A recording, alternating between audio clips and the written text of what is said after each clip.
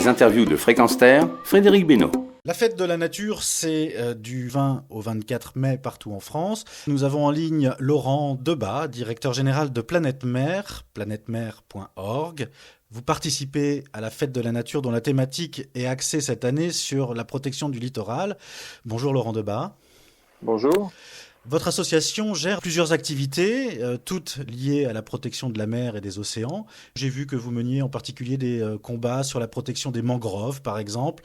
Vous indiquez que ce biotope exceptionnel est en décroissance de 20%, c'est écrit en gros sur votre site.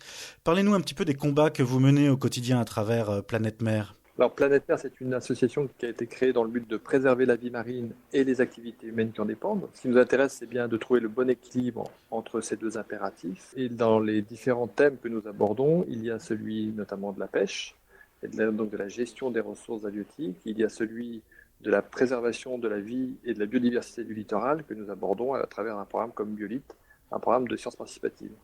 C'est les deux principaux axes d'intervention que sont ceux de Planète Mer, c'est vraiment lié sur la pêche et sur la biodiversité du littoral. Donc vous participez cette année à la fête de la nature. Comment ça se concrétise cette participation ? Vous faites des efforts particuliers ? La fête de la nature cette année a décidé de mettre en avant la thématique qui est au bord de l'eau et donc nous met en avant d'une certaine façon à travers ce programme Biolite, qui est un programme de participation citoyenne sur la connaissance de la biodiversité du littoral. Et nous avons effectivement un certain nombre d'actions, de rendez-vous sur le littoral pour permettre à tout un chacun de faire des observations et de faire remonter ces informations qui vont un jour servir aux scientifiques pour étudier, mieux comprendre comment se passent des phénomènes sur la biodiversité du littoral et petit à petit prendre des mesures de gestion qu'on espère plus protectrices et plus intéressantes pour préserver ces milieux extrêmement importants. Alors ça se passe toute l'année, c'est pas juste pendant la période de la fête de la nature. Vous lancez un appel, j'ai vu sur votre site, à qui veut bien vous aider, en faisant quoi alors ?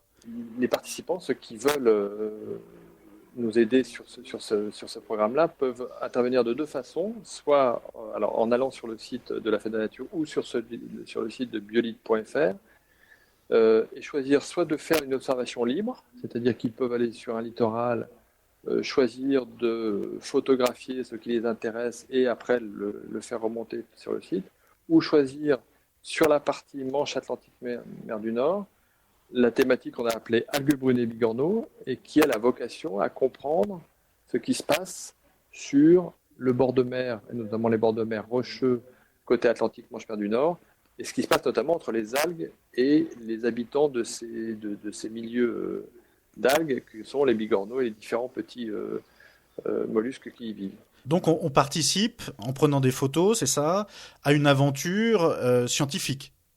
À une aventure scientifique et une aventure de gestion aussi, parce que les scientifiques, ils ont besoin de comprendre, mais les décideurs politiques, ils ont besoin d'avoir des éléments pour décider. Donc ça, c'est ce qui arrivera dans un second temps, je suppose, c'est après les analyses.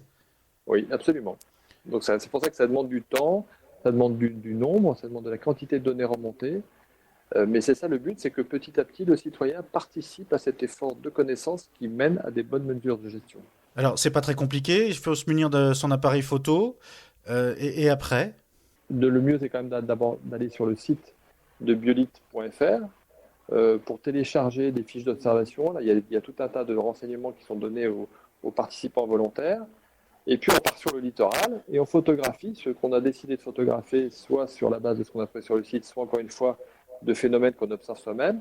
Et quand on rentre à la maison le soir, on transmet sa photo, ses coordonnées, et c'est ce qui nous permettra petit à petit d'accumuler ces données. Alors c'est sa photo ou ses photos ? On peut en envoyer combien ? Ça peut être ses photos, ça peut être oui. on peut en envoyer plusieurs. C'est quoi la problématique des algues brunes et des bigorneaux ? La problématique, c'est qu'on a observé depuis pas mal d'années que dans certains endroits, les algues brunes avaient tendance à régresser. Et on ne comprend pas pourquoi. Alors, est-ce que c'est lié à des phénomènes locaux comme une pollution marine ou quelque chose qui a un dysfonctionnement local, ou est-ce que c'est lié à des phénomènes plus généraux comme le changement climatique qui impactent sur le comportement d'un certain nombre d'espèces et qui impactent aussi donc, sur la vie de ces algues brunes. Ces algues brunes, c'est des écosystèmes fantastiques et extrêmement importants pour la vie du littoral, Et donc les suivre, eh ben, c'est important, évidemment, pour mieux comprendre ce qui va se passer dans 5, 10, 15, 20 ans. Et pourquoi les bigorneaux? Parce que les bigorneaux vivent au milieu de ces algues brunes et donc sont inféodés à ce milieu-là. Et donc ils sont eux-mêmes impactés potentiellement par la disparition ou au contraire par le développement de ces algues brunes. D'accord. Alors, la deuxième phase, un petit peu moins contraignante, c'est des observations de quel type que vous attendez en observation libre?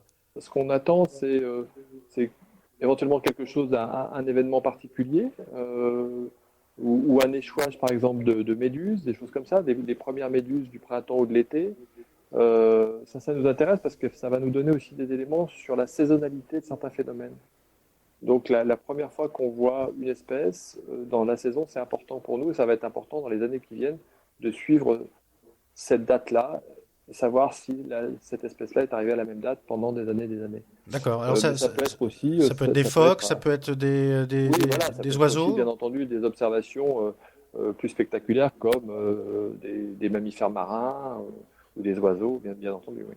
D'accord, donc voilà, donc c'est une autre façon de partager ces photos. On connaît Facebook, Twitter, là on peut le rendre utile en même temps, c'est-à-dire que Oui, on peut vous les offrir et vous en faites quelque chose. C'est plutôt intéressant. bah, voilà, c'est vraiment le but du programme, c'est que ces photos soient utiles et que pourquoi on demande aux gens de prendre des photos, c'est que ça nous permet d'identifier, de donner un nom d'espèce.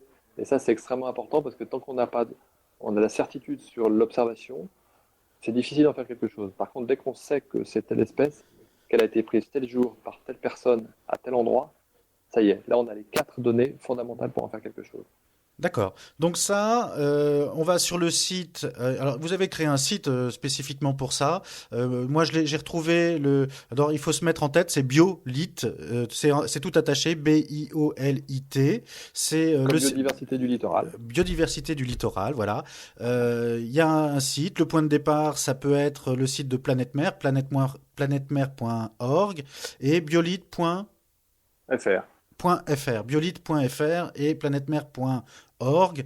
Et puis, bien entendu, vous retrouvez toutes ces informations sur le site de la Fête de la Nature. Je vous rappelle que la Fête de la Nature, c'est du 20 au 24 mai partout en France. Est-ce qu'on vous retrouve quelque part pour cette occasion?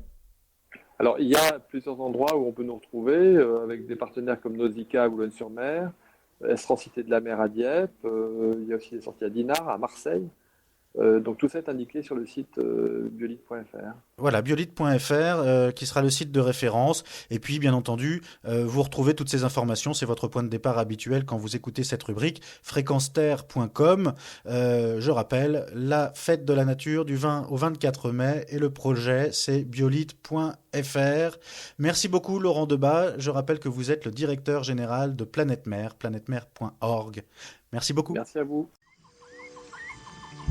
Retrouvez et podcastez cette chronique sur notre site fréquenceterre.com.